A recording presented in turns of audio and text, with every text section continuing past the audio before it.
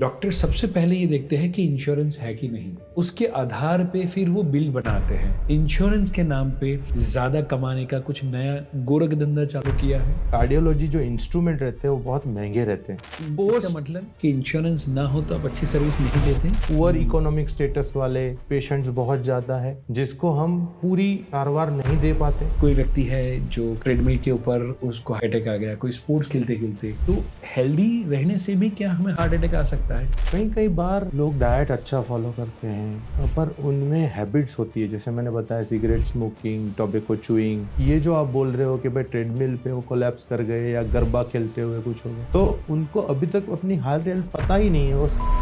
That is not advisable। Doctor के पास जाते हैं तो हमें डर लगता है, तो उसके लिए क्या? तो डराना कार्डियोलॉजी फील्ड में बहुत जरूरी है और मैं तो इनफैक्ट खुद भी डराता हूँ। क्यों डराता हूँ? क्योंकि समोसा या सिगारेट, दोनों में से क्या ज्यादा खतरनाक है और किससे पहले परहेज करना चाहिए? वैसे तो दोनों खतरनाक है। जैसे हार्ट की वेसल्स में ब्लॉक हुआ तो वो अटैक लाता है, और अगर पैर की नसों में जमा हुआ तो आगे जाके पैर को काट लेना पड़ता है या एम्पुटेशन को कर देना पड़ता है। ये जो दिल की बीमारी है, अमीरों और गरीबों के बीच में वो खुद भी कुछ फर्क करती है।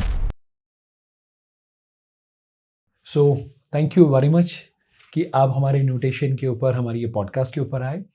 एंड डॉक्टर कुणाल तमाकुवाला, जहाँ पर आपने 10,000 से लोगों का लाइफ बचाने का काम किया हुआ है, और भूपेंद्र भाई पटेल जो गुजरात के आदरणीय सीएम हैं, उनके हाथों से भी आपको अवार्ड मिला हुआ है।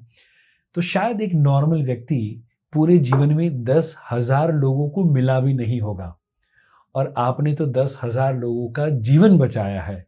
तो सबसे पहले पूछना चाहता हूँ, कैसा लग रहा है जब 10,000 लोगों का जीवन अभी तक आपने बचाया हुआ है?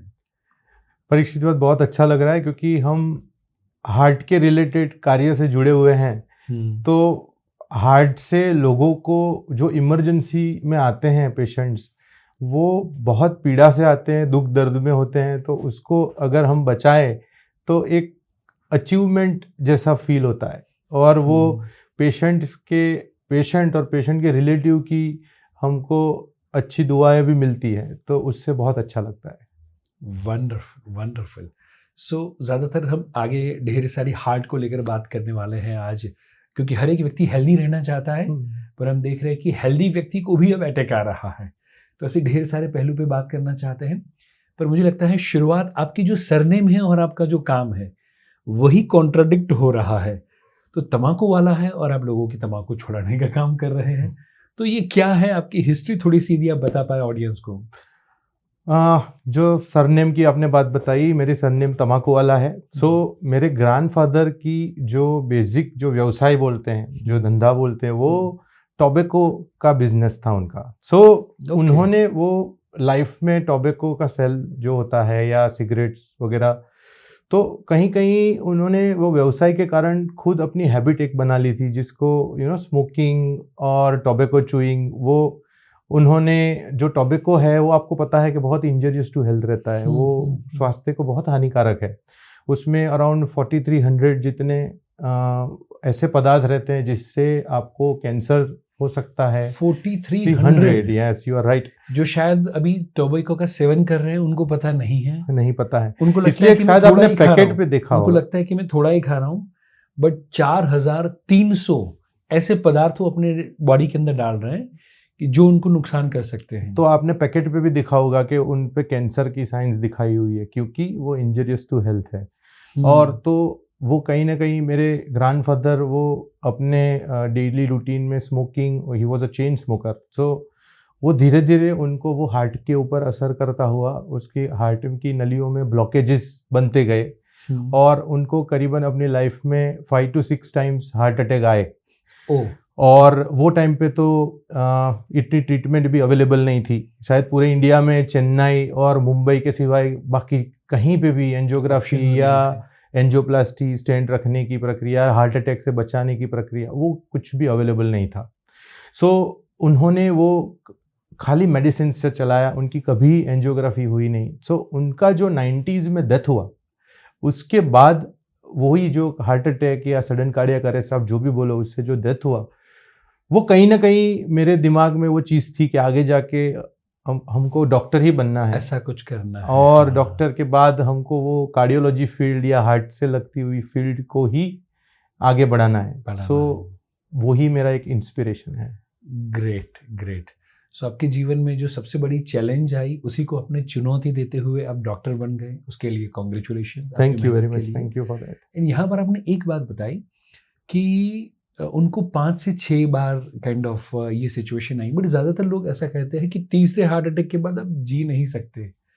तो क्या वो सही है कि तीसरे अटैक के बाद भी कोई व्यक्ति जी सकता है? नहीं, ऐसा जनरली नहीं है। अभी तो लाइफ और मतलब आप डे टू डे लाइफ में जो कार्डियक अपडेट्स आते हैं उसमें अभी कार्डियक बहुत एक्सट्रीम लेवल पे उसके अपडेट्स वगैरह, नई नई दवाइयाँ वगैरह, बहुत अच्छी दवाइयाँ भी आती है जिससे आप हार्ट की पंपिंग नॉर्मल रख सकते हैं। जनरली 3rd बार हार्ट अटैक आने के बाद हार्ट का पंपिंग 30% से लेस हो जाता है, बट कई दवाइयाँ ऐसी भी है जिससे आप हार्ट का पंपिंग नॉर्मल रख सकते हैं या उसको कम होने से रोक सकते हैं। वाह। तो जिनको 2 अटैक आ चुके हैं उनको डरने की ज़रूरत नहीं है कि अब आखिरी बचा है, बट लाइफ में कॉशियस रहना बहुत ज़रूरी है। उसकी जानकारी हार्ट के बारे में होनी चाहिए। लेट प्रोसीजर करते हैं तो उससे कॉन्सिक्वेंसेस क्या होते हैं, कॉम्प्लिकेशन फ्यूचर में क्या हो सकते हैं, वो पता होना बहुत ज़रूरी है। और वो ढेर सारी चीज़ों और ऑडियंस के भी जो भी सारे सवाल आए हैं उसके बारे में आज हम डिस्कस करने ही वाले हैं। बट जो सबसे ज़्यादा सवाल आया कि बोले अब जब सर आ रहे हैं तो पूछना कि समोसा या सिगारेट, दोनों में से क्या ज़्यादा खतरनाक है और किससे पहले परहेज करना चाहिए? वैसे तो दोनों खतरनाक है, बट आपने पहला समोसा बोला, लोग समोसा बहुत ज़्यादा खाते हैं। सिगरेट के बारे में तो हमने ऑलरेडी डिस्कशन कर लिया है। समोसा में जनरली ट्रांस फैटी एसिड्स जो जिसको हम कभी कभी लिपिड प्रोफाइल में देखते हैं कि वो खराब cholesterol, LDL, triglycerides, very low density lipoprotein, VLDL वगैरह जो आता है, वो क्या करता है, वो अथेरोजेनिक है।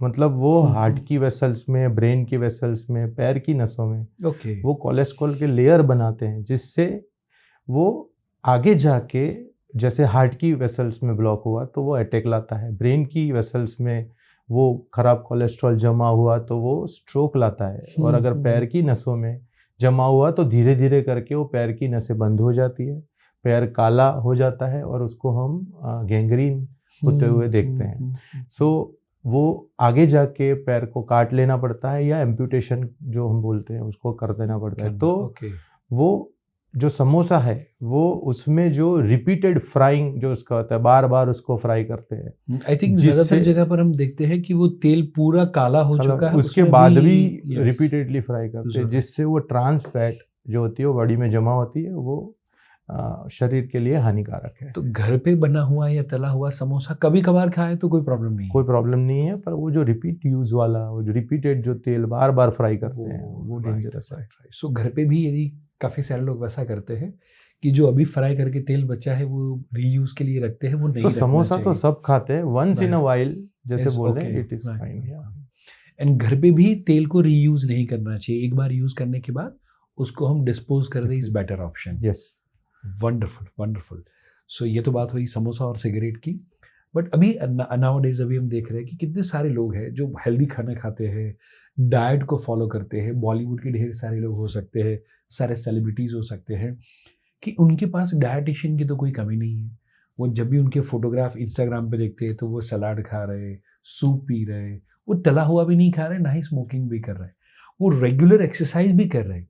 बट फिर भी हम देख रहे हैं आए दिन कि कोई व्यक्ति है जो काइंड ऑफ ट्रेडमिल के ऊपर उसको अटैक आ गया, कोई स्पोर्ट्स खेलते खेलते, कोई डांस करते करते। तो हेल्दी रहने से भी क्या हमें हार्ट अटैक आ सकता है?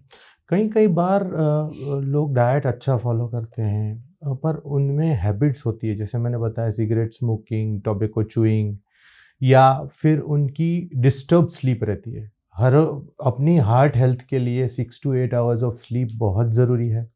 जैसे अभी कंपटीशन का ज़माना है, जितने लोग यंग में कंपटीशन बहुत ज़्यादा है, सो ये कंपटीशन से भी एक स्ट्रेस लेवल बढ़ता है, सो उससे भी हार्ट अटैक के केसेस बहुत बड़े हुए हैं। दूसरा, आपने जिम की बात बताई, जिम में क्या होता है कि लोग ओबेज रहते हैं, तुरंत जिम ज्वाइन कर लेते हैं और without any consultation, without any cardiologist की एडवाइस वो सीधा दूसरे दिन से ट्रेडमिल पे 30-45 मिनट्स का वॉक या जॉगिंग या जो भी हो गया, वो एक्सट्रीम 2-2 घंटे का वर्कआउट वो कर लेते हैं। It should be gradual. जैसे आप फर्स्ट डे पे 30 मिनट्स करो, फिर उसको हफ्ते 30 मिनट्स करो, फिर धीरे धीरे एवरी वीक उसको 5-5 मिनट बढ़ाओ और ग्रेजुअल एक्सरसाइज करो। आप एकदम एक्सट्रीम पे जाओगे without any health checkup, without cardiology consultation, तो वो एक एड्रेनालिन बूस्ट होता है हर एक बॉडी में, जिससे हार्ट रेट तुरंत 150-200 के ऊपर पहुंच जाती है, बीपी पहुंच जाता है और सडन हार्ट अरेस्ट या कोलैप्स हो सकता है। सो ग्रेजुअल एक्सरसाइज, धीरे धीरे मॉडरेट इंटेंसिटी एक्सरसाइज पे पहुंचो। एक्सरसाइज या जिम ज्वाइन करने से पहले कुछ ब्लड टेस्ट कराओ जिसके आपकी हार्ट हेल्थ को आप जान सको।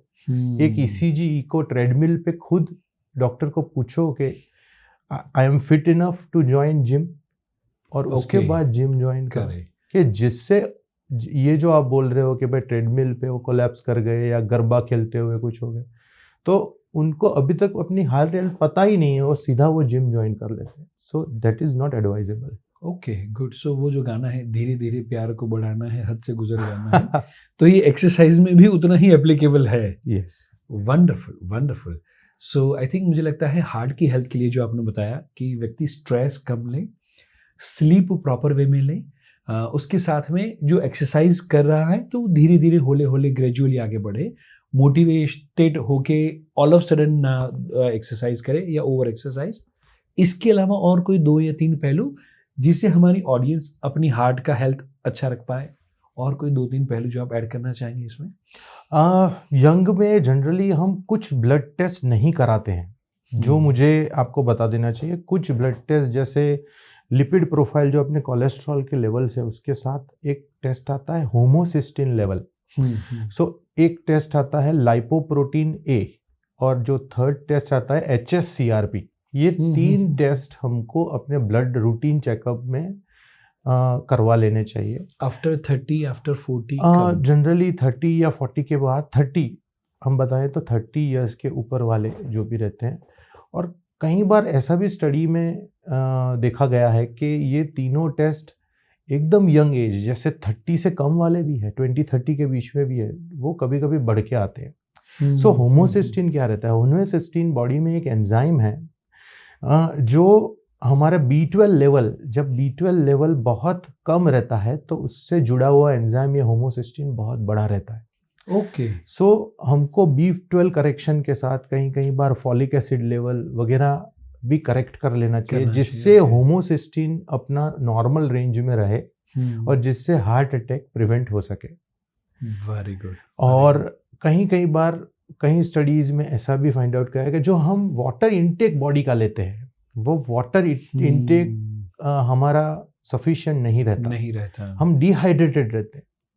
सो आपने जिम की भी बात की, जिम में डिहाइड्रेशन बहुत कॉमन है। सो थोड़े टाइम बिटवीन एक्सरसाइज आपको थोड़ा पानी पीते रहना चाहिए। अगर हर 20 kg में हम काउंट करें तो हर 20 kg में एटलीस्ट 1 लीटर पानी की रिक्वायरमेंट। एक्चुअली मैं वही सवाल पूछने वाला था। व्यक्ति को कितना पानी पीना चाहिए? सो एग्जैक्टली अगर कोई पेशेंट का वेट अगर 80 kg है तो रैंडमली उसको रफली 3.5 to 4 लीटर पानी का सेवन करना चाहिए। सो पानी इज नॉट जनरली इन, जो मैं पानी बता रहा हूँ, it is in form of juices और बटर मिल्क, ऐसा कुछ भी। सो ये टोटल इनटेक पर डे का है। अगर हम हाइड्रेटेड रहेंगे तो हमको हार्ट अटैक का रिस्क कम हो सकता है। मुझे लगता है आप हार्ट अटैक की बात करें, बट आप उसके अच्छा बोलेंगे कि स्किन पे ग्लो अच्छा रहेगा। अब यंग रहेंगे तो मुझे लगता है यूथ फॉलो करेंगे। वो दिल की दरकार कम करते हैं, स्किन की दरकार ज्यादा करते हैं। बट हार्ट है तो सब कुछ है, हार्ट है तो चेहरे पे ग्लो है। हाँ, सही कहा। राइट। सो आपने इतने सारे लोगों का जीवन बचाया है, वहाँ पर कोई एक ऐसा इंसिडेंट कि जहाँ पर आपको फील हुआ हो कि मे बी शायद आपने मेडिकल में ढेर सारी पढ़ाई करी, वो टेक्स्ट बुक में से जो आप चीज़ सीख नहीं पाए और वो पेशेंट के हार्ट को देखते हुए या आपके एक्सपीरियंस के थ्रू कोई सीख पाए, वैसा कोई इंसिडेंट या कोई ऐसी फीलिंग आपकी कुछ? देखो वैसे तो बहुत सारे पेशेंट हैं, जनरली कोई हार्ट डिजीज से आता है ना, तो उसके साथ उसका हार्ट डिजीज तो है ही, साथ में उसके फैमिली मेंबर के इमोशंस भी है। सो हम अगर, मैं बताया वैसे कि हम अगर कोई पेशेंट को ठीक करते हैं दवाइयों से, तो कहीं ना कहीं जो आईसीयू के में पेशेंट है उसके बाहर किसी की मदर फादर, किसी के वही पेरेंट्स, किसी की वाइफ, किसी का उसका लड़का या किसी की चिल्ड्रन उसके बाहर राह देख रहे हैं। So at the same point of time सब डॉक्टर को मुझे यही बोलना है कि आप ऐसे ट्रीट करिए कि जिससे बाकी के जो आईसीयू के बाहर उसके रिलेटिव्स बैठे हुए वो सबके चेहरे पे मुस्कान होनी चाहिए। मुस्कान है, शायद उनकी भी धड़कनें वहां पर रुकी हुई है। Yes, you are absolutely right. So wonderful. So ऐसी कोई इंसिडेंट या ऐसी कोई बातें जो शायद आपकी भी धड़कन रुक गई हो, और कोई ऐसी कोई कहानी या कोई ऐसा इंसिडेंट आपके दिमाग में आता है? मैं ऐसा बताना चाहता हूँ कि कार्डियोलॉजी फील्ड ऐसा एक डिफिकल्ट सब्जेक्ट है जिसमें कोई सीनियर से सीनियर कार्डियोलॉजिस्ट भी होने दो, उसने अपने लाइफ में कॉम्प्लिकेशंस देखे ही होंगे, तभी वो ये लेवल पे पहुंचा है। राइट। सो मेरे लाइफ में एक इंसिडेंट ऐसा हुआ था कि ड्यूरिंग एंजियोप्लास्टी पेशेंट ने कफ कर लिया या उसने जोर से सांस ले ली। सो जो हम एंजियोप्लास्टी करते हैं वो थ्रू रेडियल आर्टरी करते हैं, हाथ की जो नली रहती है यहाँ की, वहां से हम पूरा कैथेटर प्रोसीजर करते हैं। सो आप डीप इंस्पिरेशन या कफ रिफ्लेक्स कर लोगे तो पूरा आपके साधन जो अंदर आपने एंजियोप्लास्टी के लिए डाले हुए हैं वो खींच सकते हैं। सो ऐसा हुआ मेरे साथ।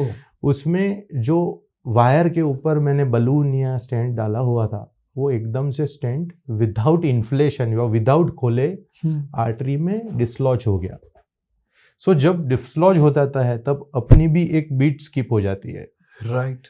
बट कार्डियोलॉजी में आपको दिमाग में या हार्ट को एकदम से कामली करके आपको प्रोसीजर करनी, दिमाग को ठंडा रखना ही पड़ेगा। सो जो डिसलॉज हो गया उसमें मैंने थोड़ी सावधानी बरती, उसके बाद मैंने दिमाग को ठंडा रखा और रिलेटिव को उसके बारे में समझाया। जब ऐसे स्टेंट डिसलॉज हो जाता है या एम्बोलाइज हो जाता है तो आपको उसको ओपन हार्ट सर्जरी में देना पड़ता है। बट वो पेशेंट को वही बंद स्टेंट में से मैं बलून को क्रॉस करके उसको वहाँ ही मैंने उसको पोस्ट डायलेट करके अच्छा रिजल्ट दे दिया।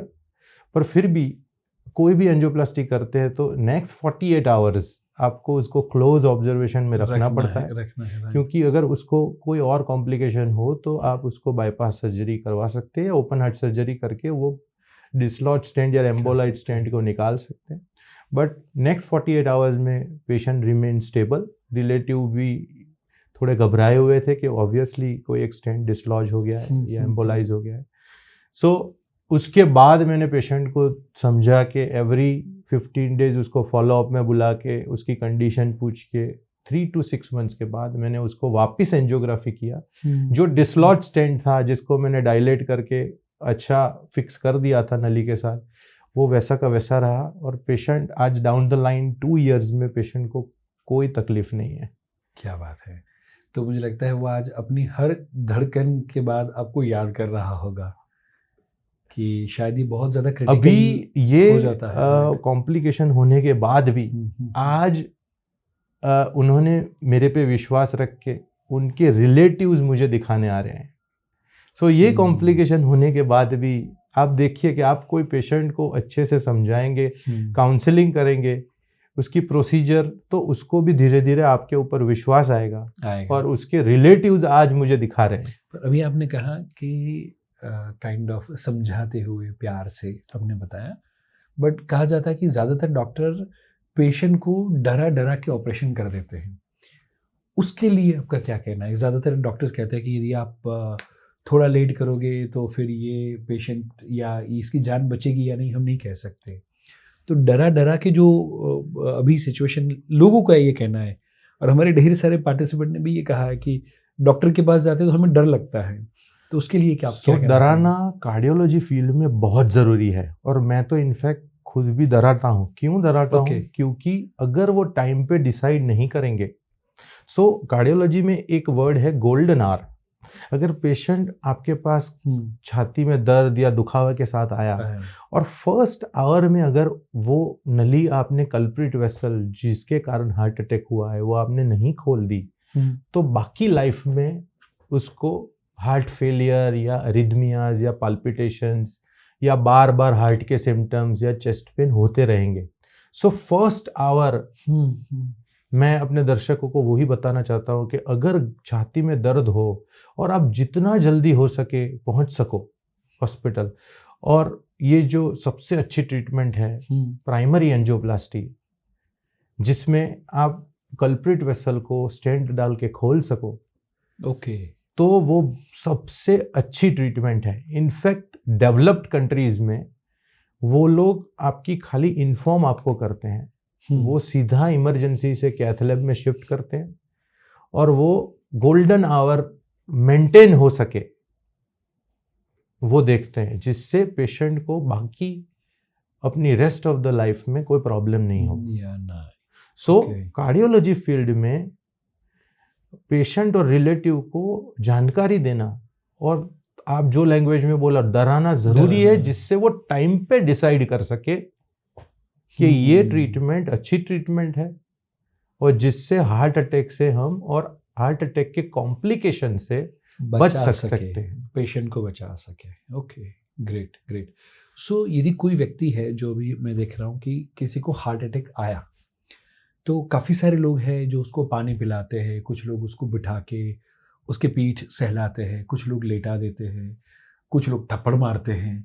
तो क्या सही है और हमें क्या करना चाहिए एज अ फैमिली मेम्बर के तौर पे? मेरे फैमिली फ्रेंड के साथ कुछ ऐसा हो तो मेरा क्या रिस्पॉन्सिबिलिटी होना चाहिए उस समय पे? पहले मुझे क्या करना चाहिए? एक वर्ड है CPR, कार्डियो पल्मोनरी रिससिटेशन, जिसमें हमको जो चेस्ट पे पंपिंग करना रहता है। सो एक रहता है इफेक्टिव CPR। कई लोग को पंपिंग करना आता है बट इफेक्टिवली नहीं आता। जो इफेक्टिव CPR क्या होता है कि हमको ऐसे हथेली पे हथेली रख के जो चेस्ट का सेंटर पार्ट है उसमें पंपिंग करना रहता है। सो इफेक्टिव मतलब लोग क्या एकदम फास्ट पंपिंग करते हैं, वो एटलीस्ट 1 मिनट में 80 बार, 80 से 100 बार होना चाहिए। 1 मिनट में? 1 मिनट में एकदम फास्ट, मोर देन 100 टाइम्स नहीं करना। राइट। क्यों ऐसा करना है? जब हम पंपिंग करते हैं, जो हार्ट बंद पड़ा हुआ है उसको हम पंपिंग करते हैं, तो क्योंकि पेशेंट अनकॉन्शियस है तो वो ड्यूरिंग अरेस्ट वो पंपिंग जो कर रहे हैं वो ब्रेन में सर्कुलेशन नहीं जाता। सो बिटवीन 2 चेस्ट कंप्रेशन थोड़ा रिलैक्स टाइम देना चाहिए, जिससे हमको ब्रेन में सर्कुलेशन पहुंचे, ऑक्सीजन पहुंचे। So this is called as effective CPR। और कई लोग क्या करते हैं कि 80 से 100 के बीच में 80 to 100 कंप्रेशंस पर मिनट, नॉट मोर देन 100, क्योंकि बीच में रिलैक्सेशन टाइम देना है जिससे ऑक्सीजन ब्रेन में पहुंच पाए। गुड। और हार्ट और ब्रेन के बीच में अगर हार्ट अरेस्ट हुआ और ब्रेन के बीच में 7 मिनट्स का डिस्टेंस, 7 मिनट्स का गैप रहता है। अगर आप इफेक्टिव CPR नहीं करोगे तो ब्रेन में वो सर्कुलेशन अच्छा नहीं पहुंचेगा। तो अगर आपने हार्ट चालू भी कर दिया विद योर CPR, तो अगर ब्रेन में सर्कुलेशन नहीं पहुंचा तो ब्रेन में हाइपोक्सिक इंजरी हो सकती है, जिससे पेशेंट आगे जाके कोमा में रह सकता है। सो इफेक्टिव CPR करिए, हार्ट को चालू करके आप पेशेंट को जितना जल्दी हो सके हॉस्पिटल पहुंचा सकते हैं। दूसरी जो गलती करते हैं वो हार्ट अरेस्ट होने के बाद पेशेंट को बैठा कर देते हैं, जिससे ब्रेन में सर्कुलेशन नहीं जाता। तो वैसा नहीं करना है। पैर के भाग को आप ऊपर कर सकते हैं, जिससे पैर का ब्लड सप्लाई हार्ट की ओर जाए। और हार्ट, क्योंकि हार्ट अटैक में lack of blood supply, lack of oxygen रहता है। सो पूल ऑफ ब्लड जो पैर से है वो हार्ट की ओर जाए और हार्ट को एक्स्ट्रा ब्लड मिल पाए। दूसरा एक चीज रहता है, कहीं हम लोगों ने देखा है कि ट्रेन या स्टेशंस है या जिम है, वहां डिफिब्रिलेटर लगे रहते हैं। कहीं अगर आपने इफेक्टिव CPR किया पर अगर पेशेंट रिवाइव नहीं हुआ तो आप पेशेंट को डिफिब्रिलेटर या शॉक, DC शॉक बोलते हैं, वो आप दे सकते हैं, जिससे भी कहीं जान बच बचाई जा सकती है। सकती है। सो आपको दो चीज सीखनी है, एक इफेक्टिव सीपीआर सीपीआर, और how to use defibrillator. Okay okay. और उसके बीच में पेशेंट को बिठाना नहीं है, उसके पैरों को ऊपर करना है ताकि हार्ट ब्लड का फ्लो आए। पानी पिलाना चाहिए कि नहीं पिलाना चाहिए, या और कोई चीज़ ध्यान में रखनी चाहिए? पेशेंट अनकॉन्शियस है, आप पानी पिलाओगे तो वो उसके लंग्स में चला जाएगा, जिससे वो फ्यूचर में वही एस्पिरेशन, न्यूमोनिया वगैरह की तकलीफ हो या सकता। प्रोलॉन्ग तो उस समय में वेंटिलेशन पानी नहीं ही पिलाना। नहीं पिलाना चाहिए। Very good. और कोई एक या दो पॉइंट जो ध्यान में रखने चाहिए before reaching to the hospital? हाँ, वही अगर पेशेंट कॉन्शियस हो गया तो एक जो मैंने बोला वैसे एक लोडिंग किट रहती है जो आपके पास होनी चाहिए। That consist of few blood thinner medicine जिसको हम एस्पिरिन और क्लोपिडोग्रिल बोलते हैं। एक होती है एटोरवास्टैटिन जो कोलेस्ट्रॉल की मेडिसिन है। और अगर पेशेंट कॉन्शियस हो गया और बोल रहा है कि मुझे चेस्ट में बहुत पेन है, तो एक सॉर्बिट्रेट करके गोली आती है जो जीभ के नीचे रख सकते हैं। हाँ, राइट। जो सॉर्बिट्रेट अगर जीभ के नीचे रखते हैं तो वो एक सबलिंगुअल रूट है। हमारा अलग अलग रूट होता है, आईवी रूट होता है, इंट्रामस्कुलर, ओरल रूट रहता है। जैसे एक सबलिंगुअल रूट है, अगर वो जीभ के नीचे हमने गोली रख दी सो वो सबलिंगुअल रूट के द्वारा वो हार्ट पर तुरंत पहुंचती है, जिससे चेस्ट पेन हम रिलीव कर सकते हैं और पेशेंट को सेफली हॉस्पिटल पहुंचा सकते हैं। Very good. सो नाउ अभी वो पेशेंट ज़्यादातर जब आ जाए तो उस समय पे या तो हमें स्टेंट रखने के लिए बोला जाता है या फिर बोला जाता है कि बाईपास करना पड़ेगा। तो आपके हिसाब से पेशेंट को कौन से समय पे कौन सा डिसीजन लेना चाहिए, यदि उसको लेकर यदि आप गाइड कर पाए? बिकॉज ज़्यादातर लोग जब जाते हैं तो पीपल आर नॉट अवेयर कि कौन सी चीज़ किसके लिए होनी चाहिए। तो बाईपास कौन सी परिस्थिति में या स्टेंट कौन सी परिस्थिति में सही रहेगा? मैं थोड़े आपको आंकड़े समझाऊं तो जैसे डेवलप्ड कंट्रीज है, अगर कोई पेशेंट आया, जैसे 100 पेशेंट चेस्ट पेन से आते हैं, सो उसको 30-40% ऐसे होते हैं जिसको हार्ट अटैक चालू रहता है। और उसमें से माने वो टाइम से पहुंच चुके हैं, राइट। पर आउट ऑफ 100 पेशेंट जो चेस्ट पेन से इमरजेंसी में आते हैं कोई भी हॉस्पिटल में, सो उसमें अगर डेवलप्ड कंट्री और इंडिया दोनों की बात करें सो 30-40% पेशेंट्स उसमें हार्ट अटैक से होते हैं, जिसको हार्ट अटैक चालू होता है। उसमें से 60-90% ऑफ पेशेंट डेवलप्ड कंट्रीज में जिसको एंजियोप्लास्टी की इमरजेंसी में ज़रूरत पड़ती है, मतलब स्टेंट रखने की ज़रूरत होती है। और स्टेंट किया जाता है डेवलप्ड कंट्रीज में। जैसे इंडिया में 18% ही उसमें से प्राइमरी एंजियो, क्योंकि लोग डरे हुए हैं, वो एंजियोप्लास्टी इमरजेंसी का मतलब नहीं समझते हैं। एक स्टडी हुई थी जिसको बोलते हैं स्टेंट फॉर लाइफ। मतलब उसमें क्या है कि अगर छाती में दर्द है, आपने इमरजेंसी में उसको देख लिया है, उसमें आपको अटैक जैसे साइंस लगे हैं, ईसीजी और इको दोनों में पता चल गया है कि उसको हार्ट अटैक है, तो उसको सीधा एंजियोग्राफी करके कैथलैब में लेके उसको वो कल्प्रिट वेसल है जिसके कारण हार्ट अटैक हुआ है वो खोल लेना चाहिए, जिससे उसकी बाकी की लाइफ अच्छी रहे। सो मैं जैसे बोला वैसे वो 30-40% पेशेंट को एंजियोप्लास्टी की ज़रूरत है। तो कई बार आप अभी ये जो बता रहे हैं वो डॉक्टर या प्रोसीजर के पॉइंट ऑफ व्यू से हम, जो हमारी ऑडियंस देख रही है, मैं भी शायद उनको ये जो टेक्निकल चीज़ें हैं वो शायद समझ में ना आए, तो कौन सी परिस्थिति में स्टेंट और कौन सी परिस्थिति में बाईपास, एक नॉर्मल बंदा जो शायद पढ़ा लिखा नहीं है उसको यदि आपको समझाना है कि उसको कौन सी परिस्थिति में क्या डिसीजन लेना चाहिए? मैं आपको एक अच्छा एग्जाम्पल लेके समझाना चाहता हूँ।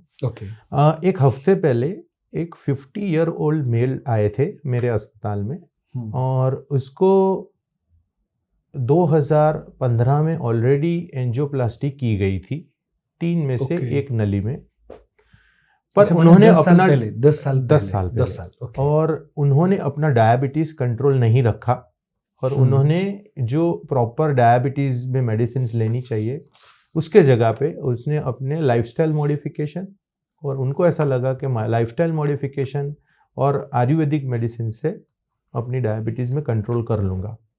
बट उन्होंने वो हार्ट की मेडिसिन प्रॉपर ली पर डायबिटीज़ कंट्रोल नहीं रखा। और मैंने जब हार्ट अटैक से आए, सीवियर हार्ट अटैक से आए वो, और मैंने जब उनकी एंजियोग्राफी करी, क्योंकि आपको पता है कि पूरे वर्ल्ड में इंडिया वो सेकेंड नंबर पे है आफ्टर चाइना डायबिटीज़ के इंसिडेंट्स में। तो उनकी वेसल्स जो 2015 में एक नली में ब्लॉक था, अभी मैंने 2025 में हफ्ते पहले एंजियोग्राफी करी तो उनका जो डाला हुआ स्टेंट तो ब्लॉक ही हो चुका था और बाकी सब वेसल्स में भी 90% के ब्लॉकेज थे।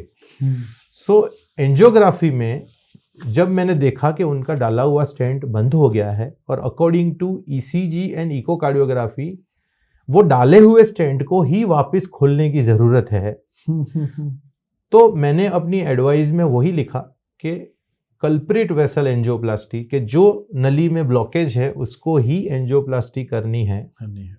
और बाकी की वेसल्स जो मल्टीपल ब्लॉकेजेस है उसको हम फ्यूचर में बाईपास सर्जरी कर सकते हैं।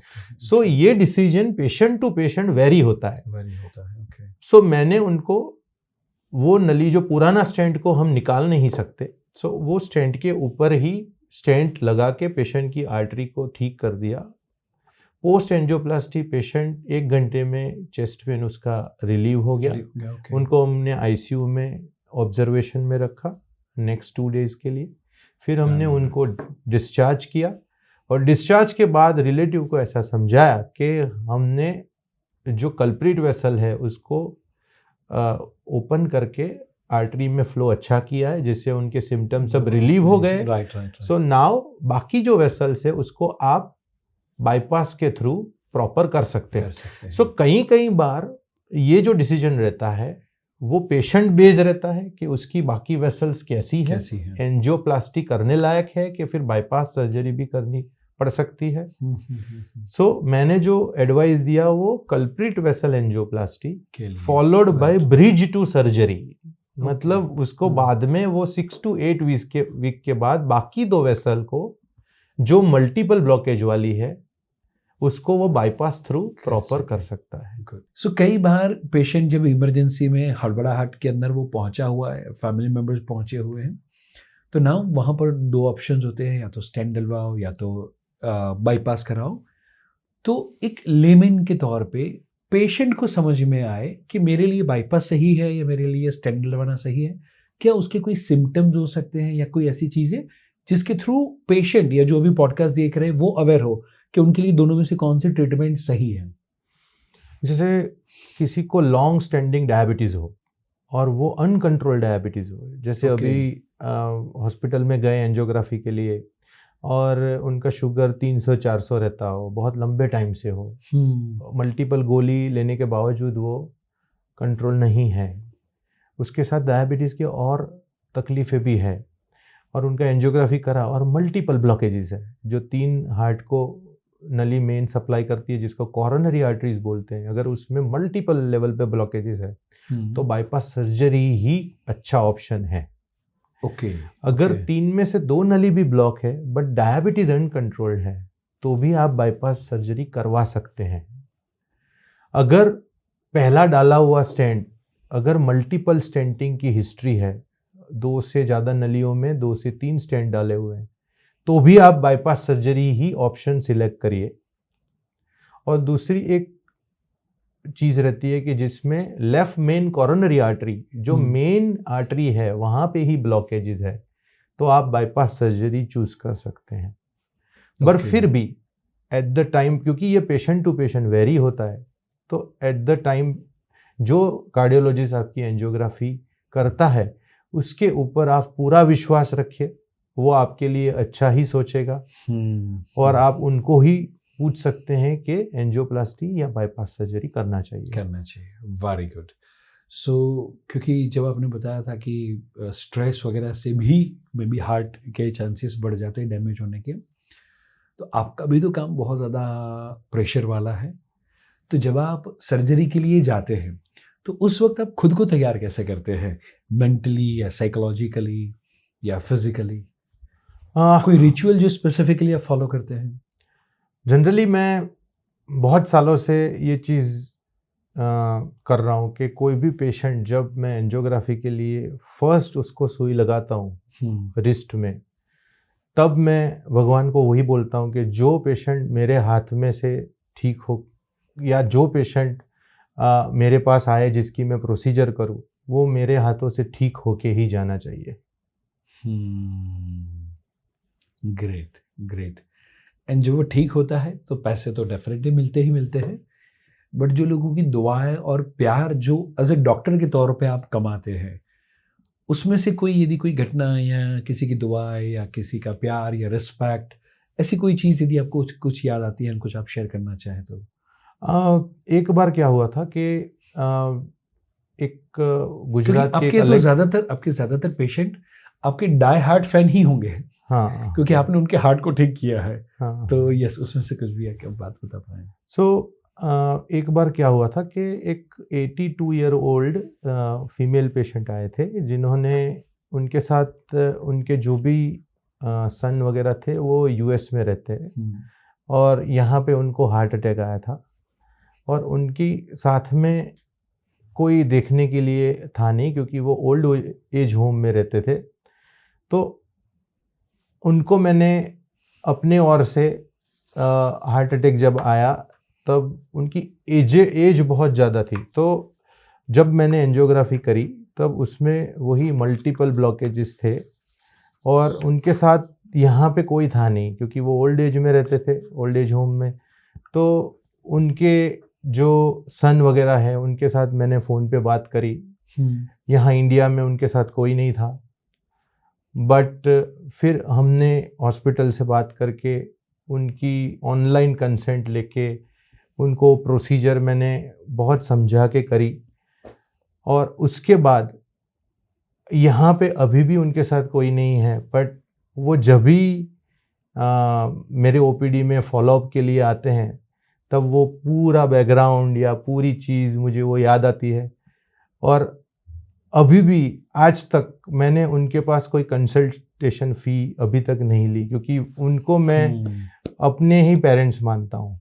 वाह, वंडरफुल। सो आई थिंक ढेर सारे आशीर्वाद और दुआएं आपको मिली होगी, और मैं भी शायद कई ज़्यादा लोगों को जीवन बचाने का आपको सौभाग्य प्राप्त हुआ है।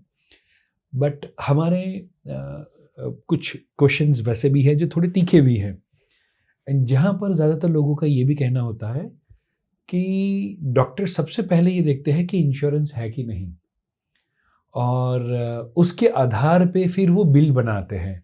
तो उसमें किस बात का तथ्य है, या क्या ये सही है कि डॉक्टर इंश्योरेंस के नाम पे ज़्यादा कमाने का कुछ नया गोरख धंधा चालू किया है? नहीं, ऐसा जनरली बेसिकली इंश्योरेंस वाले पेशेंट में ज़्यादा बिल बनता है, बट इंश्योरेंस हम इसलिए पूछते हैं क्योंकि कई चीज़ क्या होता है कि कार्डियोलॉजी जो इंस्ट्रूमेंट रहते हैं वो बहुत महंगे रहते हैं, और वो हमारे जो हार्ट अटैक पेशेंट्स होते हैं उसमें काफ़ी मल्टीपल ब्लॉकेजेस वाले पेशेंट रहते हैं, जिसको हम due to lower economic status या जो भी पुअर रहते हैं, जिसको हम पूरी जो हमको चाहिए वैसे इंस्ट्रूमेंट नहीं यूज़ कर सकते।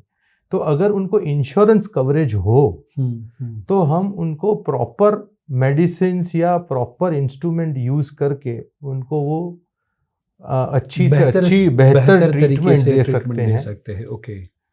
और उनको अच्छी सारवार दे सकते हैं। और कई बार इंश्योरेंस इसका मतलब कि इंश्योरेंस ना हो तो आप अच्छी सर्विस नहीं देते? नहीं, दोनों को देते हैं, but the thing is that हमारी वो जो साधन है उसमें नॉन इंश्योर्ड पेशेंट जो पुअर रहते हैं, इंडिया में पुअर इकोनॉमिक स्टेटस वाले पेशेंट्स बहुत ज़्यादा है, जिसको हम पूरी सारवार नहीं दे पाते। कई बार इंश्योरेंस से जो फॉलोअप है उसमें भी फ़ायदा होता है। फॉलोअप में कई 2 to 3 मंथ्स के मतलब प्रोसीजर के बाद भी इंश्योरेंस उनको कुछ मेडिसिन्स डॉक्टर के प्रिस्क्रिप्शन के ऊपर फ्री देती है। सो इंश्योरेंस से काफ़ी फ़ायदे भी हैं। इसलिए हम इंश्योरेंस के बारे में पेशेंट को पूछते हैं। ओके, ना कि लूटने के लिए। नहीं, ऐसा नहीं है। ग्रेट। ज़्यादातर मैं अभी जब एक रिसर्च कर रहा था तो एक आंकड़ा आया कि तकरीबन 40% जितनी बैंक्रप्सी जो होती है वो because of the severe injury और द मेडिकल खर्च के कारण ही होती है। तो आप उन लोगों को क्या कहना चाहते हैं? मैं आपको वही बताना चाहता हूँ कि आप इंश्योरेंस लीजिए, इंश्योरेंस के काफ़ी फायदे हैं और आप कभी भी इंश्योरेंस में जो प्रीमियम आता है उसको भरना छोड़िए नहीं, एवरी ईयर उसको भरिए कि जिससे आपका वो कैरी फॉरवर्ड हो और वो आपको इंश्योरेंस का लाभ, क्योंकि इमरजेंसी कभी भी आ सकती है, तो वो आप उसका लाभ लीजिए, जिसमें आपने बताया वैसे कि बैंक्रप्सी 30 to 40% है, जिसमें अचानक कुछ जैसे किसको हार्ट अटैक हो गया और उसके पास इंश्योरेंस नहीं है तो पूरी अमाउंट उसमें ही खर्च हो जाती है, जिससे बैंक्रप्सी होती है। सो आई थिंक मुझे लगता है सारे व्यूअर्स को कहना चाहूँगा कि महीने में एक पिज्ज़ा कम खाए बट उतना प्रीमियम भर दे। Absolutely right. तो वो जो पिज्ज़ा का पी है उसको प्रीमियम के प्री में कन्वर्ट कर देंगे। Absolutely right. तो मुझे लगता है उनका जो पैसा है वो ढेर सारा बच सकता है। Perfect, yes. Wonderful, wonderful, great. क्योंकि आप देखो पिज्ज़ा में 500 रुपया आपका ऐसे ही खर्च हो जाता है और वो अगर आप वही पर मंथ आप वो जो पिज्ज़ा के उसके जगह पे आप अगर प्रीमियम भरेंगे पर मंथ, तो वो एक्चुअली साल में जो आप प्रीमियम 30-40,000 जो भी रहता है वो इनफैक्ट पिज़्ज़ा को आप प्रीमियम में कन्वर्ट कर सकते हैं। Wonderful, wonderful. सो नाउ ये जो दिल की बीमारी है वो अमीरों और गरीबों के बीच में वो खुद भी कुछ फर्क करती है? माने आपका क्या मानना है, ये अमीरों की बीमारी है या गरीबों की बीमारी है या दोनों में इक्वली एप्लीकेबल होती है?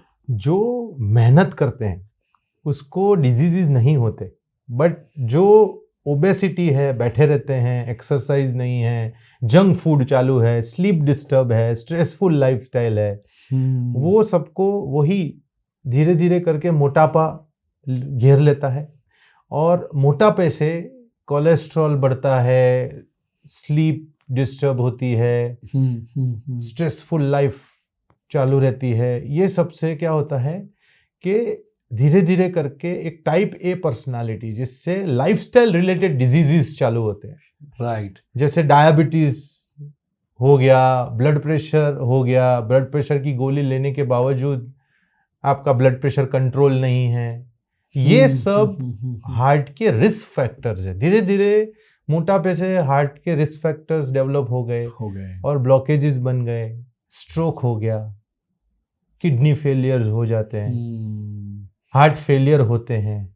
राइट। सो इसीलिए ज़्यादातर कहा जाता है कि आप रोज चलो चलो चलो वरना जल्दी चल बसोगे।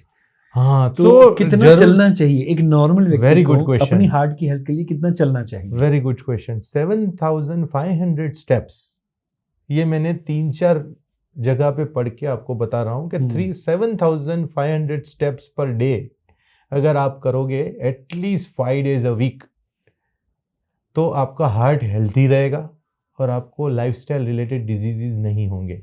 सो चलना, योगा और जिम, तीनों में से कौन सी चीज हेल्दी हार्ट के लिए ज्यादा इंपॉर्टेंट है? जहां तक एक्सरसाइज का सवाल है, आप कोई भी एक्सरसाइज कर लो, moderate intensity exercise 5 days a week, फिर आप पर उसको रोटेशन करिए। जैसे फॉर एग्जांपल एक दिन आपने योगा कर लिया, एक दिन आपने सूर्य नमस्कार किया, एक दिन आपने थोड़ा सा वॉक जॉगिंग कर लिया, एक दिन स्विमिंग किया। सो एक मोनोटोनस एक्सरसाइज मत करिए, आप उसको चेंज करते रहिए। जैसे खाने में चेंज होता है वैसे एक्सरसाइज में भी चेंज थोड़ा चेंज करना जरूरी है, जिससे मसल टोन अच्छा होता है, आपकी बॉडी अच्छी होती है, फैट लॉस होता है जिससे। So keep on changing the exercise, जिससे आपकी हेल्थ अच्छी रहे।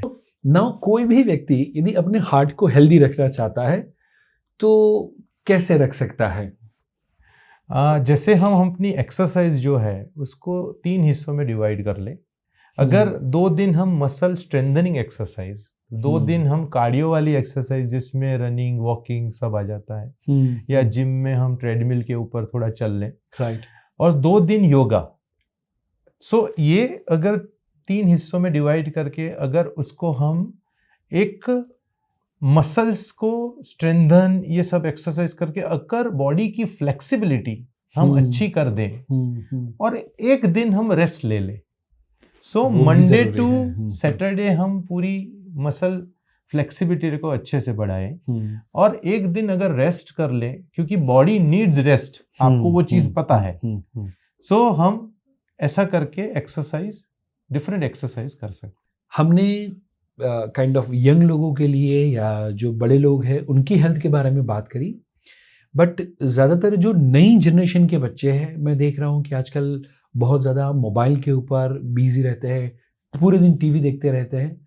तो क्या स्क्रीन भी उनकी लाइफ को या उनकी हेल्थ को इफेक्ट करता है? डेफिनेटली अफेक्ट करता है। हमको एक एस फॉर्मूला होता है, जिसमें एस फॉर्मूला क्या बताता है, एक होता है स्पोर्ट्स। अगर बच्चे बाहर खेलने नहीं जाएंगे, स्पोर्ट्स में पार्ट नहीं लेंगे, घर पे बैठे रहेंगे, वो अपने सोशल में नहीं, मतलब सोशल जो अपने गैदरिंग जो रहता है या जो अपने फ्रेंड्स में नहीं खेलने जाएंगे, तो वो घर में बैठे रहेंगे और उससे क्या होगा, वो स्क्रीन टाइम उनका बढ़ता रहेगा। एक स्लीप भी बहुत नेसेसरी है कि अगर वो 6 to 8 आवर्स ऑफ स्लीप उनकी नहीं होगी, वो सोने के टाइम पे भी मोबाइल या टैबलेट या कुछ भी देखते रहेंगे। और आई थिंक बच्चों की तो 8 से 10 घंटे सोए, वो आई थिंक मुझे लगता है ज़्यादा ज़रूरी होता है। सो स्क्रीन टाइम हर एक माँ बाप को बताना चाहता हूँ कि स्क्रीन टाइम अपने को ½ an hour to 1 hour ही रखना चाहिए पूरे दिन का, जिससे वो बाकी सब स्पोर्ट्स कर सके, सोशल गैदरिंग में जा सके या अच्छी नींद ले सके। स्टडी भी इतना ही इम्पोर्टेंट है।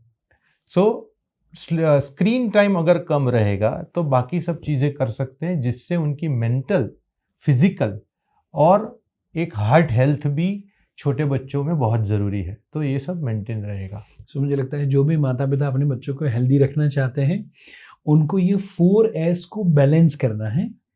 उसके बाद में आपको बच्चे को थोड़ा बहुत स्क्रीन दिखाएंगे तो उतना ज़्यादा नुकसान नहीं करेगा। वंडरफुल। मुझे लगता है ये बात से ढेर सारे माता पिता खुश होने वाले हैं और 4S के ऊपर ध्यान रखना शुरू करने वाले हैं। वंडरफुल। सो नाउ अभी जो यंगस्टर्स को हार्ट अटैक आ रहे हैं, ज़्यादातर लोगों का ये कहना है कि कोविड की वैक्सीन के कारण हार्ट अटैक आ रहे हैं। ये कितना सही है और कितना गलत है? 2021 में जब कोविड का सेकेंड वेव हुआ था, तो उसमें हार्ट डिजीजेस कोविड के वायरस के कारण बढ़े हैं। उसमें जो पेशेंट हमारे पास आ रहे थे, वो patient multiple heart blockages, heart failure, arrhythmias जिसकी धड़कन बढ़ी हुई हो, हार्ट का पंपिंग कम हो चुका हो, क्लॉट्स बने हुए हो। सो वो पेशेंट्स को वायरस, कोविड वायरस के कारण क्लॉट्स बनने की शिकायत ज़्यादा थी। ओके। जबकि कोविड वैक्सीन लेने के बाद तो वैक्सीन के कारण कई हार्ट डिजीज प्रिवेंट हुए हैं। सो वैक्सीन ने प्रिवेंट किया है, वैक्सीन ने डिजीज नहीं दिया है। ओके। और इनफैक्ट आप वो भी देखें कि 2022 में जो लास्ट डोज दिया गया था, सो उसकी इफेक्ट 2024 तक रहनी चाहिए, पर फिर भी 2025 में भी हार्ट अटैक ज़्यादा हुए हैं। तो उसको हम वैक्सीन को जिम्मेदार नहीं ठहरा सकते। सो जो भी पेशेंट आते हैं वो यही पूछते हैं, ये तो मैंने वैक्सीन लिया था, उसके कारण हार्ट अटैक हुआ है। मैं अपनी चीज बताऊं तो 2022 में मैंने बूस्टर डोज तक खत्म कर दिया था, मतलब 4 डोज ऑलरेडी मैंने वैक्सीन के लिए हुए हैं। और 2024 में मैंने अपना खुद का सीटी कोरोनरी एंजियोग्राफी करवाया है, जिसमें हार्ट की मेरी सब वेसल्स नॉर्मल है, उसमें कोई क्लॉट या ब्लॉकेजेस नहीं है। सो आई थिंक 140 करोड़ लोगों को वैक्सीन दिया गया, उसमें से यदि 40 लोगों को हार्ट अटैक आया है तो हम उसको दोष नहीं दे सकते, बाकी के लोगों को अभी तक नहीं आया है। इट इज लाइक कि हम रोड पे जा रहे हैं और एक्सीडेंट हो गया, तो हर एक जो पेडेस्ट्रियन या जो भी है रोड पे जा रहा है, उसको हर एक को एक्सीडेंट होगा ऐसा जरूरी नहीं है। तो और कोई रीजन से उनको हार्ट अटैक आया होगा, बट शायद मन में वो है, I think, right? Yes, definitely. So काफ़ी सारे लोग ऐसा कहते हैं कि रेड वाइन से हार्ट हेल्दी रहता है, तो वो सही है या नहीं? देखो, अल्कोहल वैसे कोई डॉक्टर आपको बताएगा नहीं कि अल्कोहल हेल्थ के लिए अच्छा है या नहीं, क्योंकि जनरली क्या होता है, अल्कोहल से HDL जो हाई डेंसिटी लाइपोप्रोटीन है वो बढ़ता है बॉडी में, बट वो ओवरऑल लिवर के लिए प्रॉब्लमेटिक है, क्योंकि लिवर में अगर अल्कोहलिक सिरोसिस बहुत कॉमन है, लिवर फेलियर बहुत कॉमन है, तो आप कोई हार्ट की डिजीज हो या नहीं हो, आपको अल्कोहल नहीं लेना चाहिए। ओके, सो उसके अंदर थोड़ा फायदा है बट नुकसान बहुत ज़्यादा है, आपका ज़्यादा ये है। कहना है। तो नाउ अभी ढेर सारे लोग जो रेड वाइन या ड्रिंक नहीं करते, वो एनर्जी ड्रिंक पीते हैं, सोचते हैं कि ये नहीं तो यही सही, तो क्या वो हार्ट के लिए सही है? सो कई जो एनर्जी ड्रिंक है वो आउट ऑफ कंट्री, मतलब फॉरेन कंट्रीज में वो बैन हो चुके हैं, बिकॉज उसमें कैफीन कंटेंट बहुत ज़्यादा है। जो अपनी कैफीन पर डे की अलाउंस है वो है 200 मिलीग्राम्स, बट उसमें एक कैन में 400 मिलीग्राम्स जितनी कैफीन होती है। उसके साथ ढेर सारी शुगर भी रहती है जो हेल्थ के लिए अच्छी नहीं है। उससे पाल्पिटेशंस या कार्डियक अरेस्ट या ब्लड प्रेशर एकदम से बढ़ जाना या एरिथमिया होना, वेंट्रिकुलर टेकिकार्डिया, बहुत रेयर में वेंट्रिकुलर फिब्रिलेशन भी होता है। सो ये वेंट्रिकुलर टेकिकार्डिया, वेंट्रिकुलर फिब्रिलेशन है, वो जानलेवा धड़कन होती है जिससे आपकी हार्ट तुरंत बंद हो जाती है। ओह, या आप उसको अलग लैंग्वेज में कार्डियक अरेस्ट या वेंट्रिकुलर स्टैंड स्टिल भी बोल सकते हैं। सो जो यंगस्टर्स है उसके लिए ये जो एनर्जी ड्रिंक्स है वो उनको नहीं लेने चाहिए, जिससे हार्ट अरेस्ट तक भी हो सकता है। सो मैंने रिसेंट बहुत पॉपुलर जर्नल है उसमें रिसेंट आर्टिकल भी पढ़ा था ओके, कि यंगस्टर्स में जो ये लोग एनर्जी ड्रिंक लेते हैं जिसमें कैफीन की मात्रा बहुत ही ज़्यादा है, जिससे कई यंगस्टर में हार्ट अरेस्ट हुए हैं, ओके, कार्डियक अरेस्ट हुए हैं। सो अभी जैसे आपने बताया हार्ट अरेस्ट, फिर नॉर्मल लोग कहते हैं हार्ट अटैक, और बीच में हमारी जो आपने बात बताई हार्ट फेलियर, तो ये तीनों अलग अलग हैं या एक ही चीज़ है, लोग अलग अलग नाम से उसको बुला रहे हैं? ये डिफरेंट चीज़ें हैं। जैसे जो हार्ट अटैक आया वो हार्ट में जो कोरोनरी आर्टरीज रहती है उसमें ब्लॉकेज से हार्ट अटैक आता है। हार्ट अटैक के बाद अगर आप उसको अच्छे से ट्रीटमेंट नहीं करो या कुछ नलियाँ ऐसी रहती है जो मेजर नलियाँ रहती है वो अचानक से बंद पड़ने पर उसको वो हार्ट अरेस्ट में कन्वर्ट हो जाता है अगर टाइम पे ट्रीटमेंट नहीं मिले। ओके, और कई बार जो मैंने बताया कि वेंट्रिकुलर टेकिकार्डिया, वेंट्रिकुलर फिब्रिलेशन रहता है, अगर वो इरेगुलर हार्ट रेट, एरिथमिया हो जाए तो वो हार्ट रेट 200 या 250 के ऊपर पहुंच के उसको हार्ट अरेस्ट हो जाता है। सो अटैक एंड अरेस्ट दोनों डिफरेंट चीज़ें हैं। तीसरी चीज़ आपने बताई हार्ट फेलियर। जब कोई पेशेंट को हार्ट की ट्रीटमेंट अच्छी नहीं मिले और उसको जो हार्ट अटैक आया उसके बाद 2 या 3 दिन वैसे ही जाए विदाउट एनी ट्रीटमेंट, तो क्या होता है, हार्ट एक पंप है जो ब्लड पंप करता है। वो पंपिंग कैपेसिटी अपनी 50 to 70 के बीच में रहती है। अगर वो ट्रीटमेंट नहीं मिलने के कारण वो धीरे धीरे 30 के बिलो आ जाए तो पंपिंग कैपेसिटी उसकी हाफ हो जाती है, जिसके कारण उसको पैर में सूजन, लंग्स में पानी भर जाता है, जिसको हम हार्ट फेलियर कंडीशन बोलते हैं। और फ्यूचर में उसको थोड़ा थोड़ा चलने पर भी सांस भर आती है, उसको पैर में दवाइयाँ देने के बाद भी सूजन रहती है और वो पेशेंट चलने में फटीग का अनुभव करता है, उसके बाद में फेलियर होता है। So this is called as a heart failure. जब लंग्स में पानी भरता है, पैर में सूजनें आती है, तो ये कंडीशन को हम हार्ट फेलियर बोलते हैं। सो तीनों डिफरेंट चीज़ें हैं, राइट, जो पेशेंट को समझनी चाहिए। ज़्यादातर कई बार कहा भी जाता है, थोड़े समय पहले मैंने आपका भी रील देखा था जहाँ पर कहा जाता है कि हमारे 2 दिल होते हैं, एक ऊपर और एक नीचे। तो वो क्या होता है, यदि आप कुछ बता पाए? एक जो आपको पता है, जो सेंटर ऑफ चेस्ट में रहता है, जहाँ से वो एक पंपिंग चेम्बर है, और एक दूसरा रहता है जो घुटने के नीचे रहता है, पीछे की साइड पे रहता है, जिसको सोलियस मसल बोलते हैं। जो काफ मसल्स के नीचे रहता है, जो उसको सोलियस मसल बोलते हैं, जो एक हमारा पेरिफेरल हार्ट बोलते हैं। जब हम पढ़ रहे थे तभी हमको सिखाया गया था कि इसको भी अगर आप स्ट्रांग रखोगे तो आपका जो सेंटर में दिल है वो स्ट्रांग रहेगा।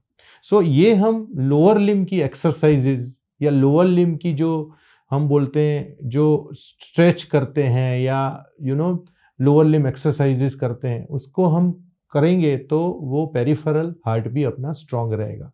सो हमारे बॉडी में डबल सरकार है, और डबल सरकार स्ट्रांग होना बहुत ज़रूरी है।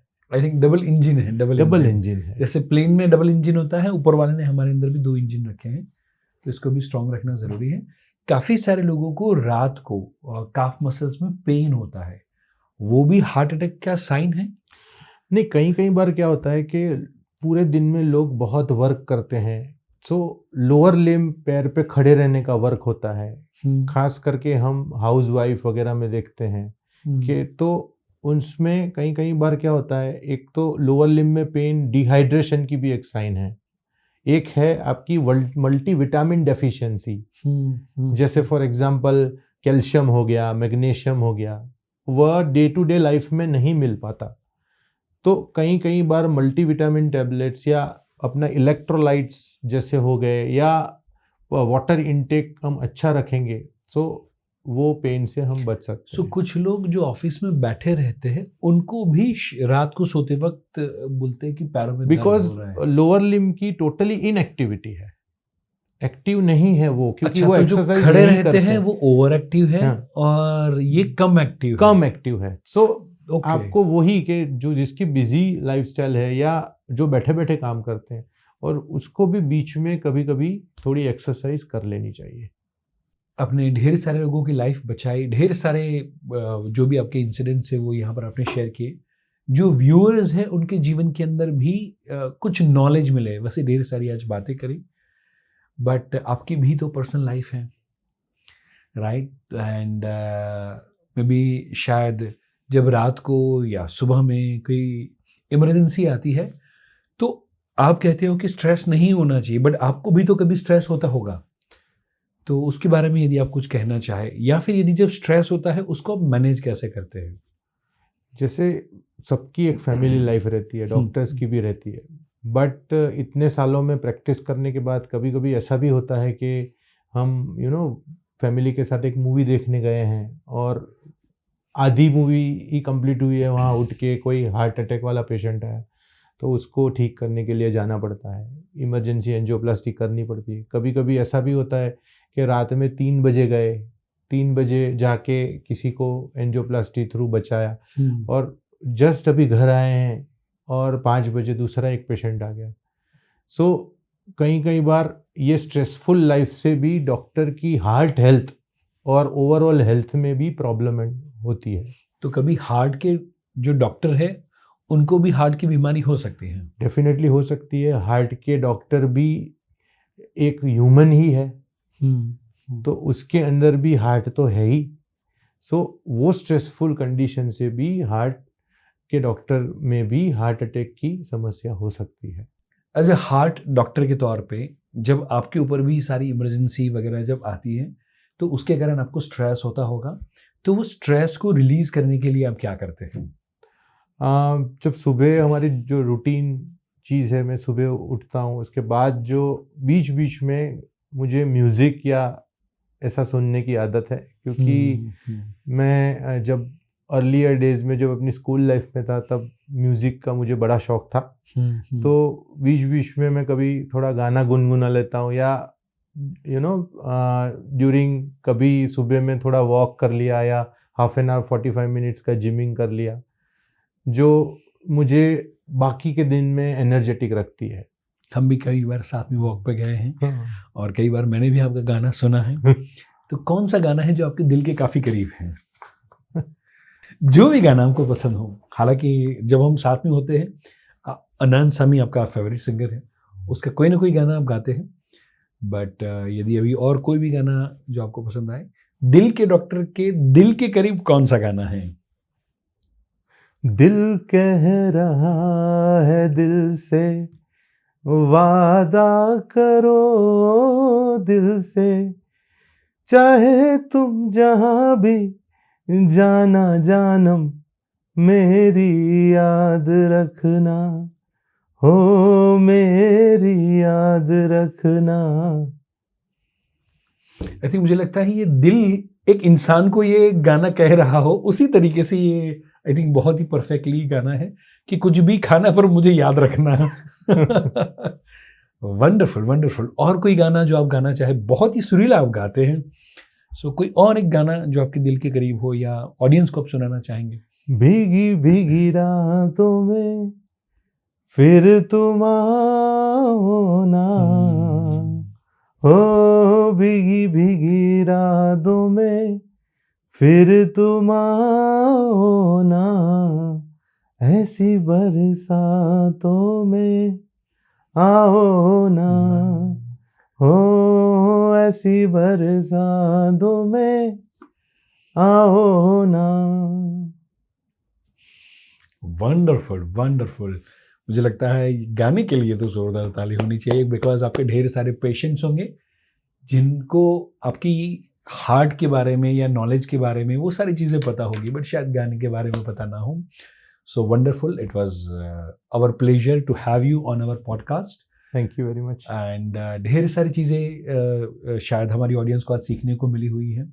दोस्तों, मैं आपको कहना चाहूँगा कि आज की इस पॉडकास्ट से आपका ग्रेटेस्ट टेक अवे क्या है, वो यदि आप कमेंट के अंदर शेयर कर पाए, और साथ ही साथ में आने वाली पॉडकास्ट के अंदर आप कौन से गेस्ट को देखना चाहते हैं, वो भी यदि आप सजेस्टेड नेम यदि आप रेकमेंड कर पाए, तो यही सारी चीज़ों के साथ हम अगली पॉडकास्ट के अंदर मिलने वाले हैं। ऐसे ही नई हस्ती को मिलेंगे, हंसते रहेंगे, खिलते रहेंगे। Thank you very much.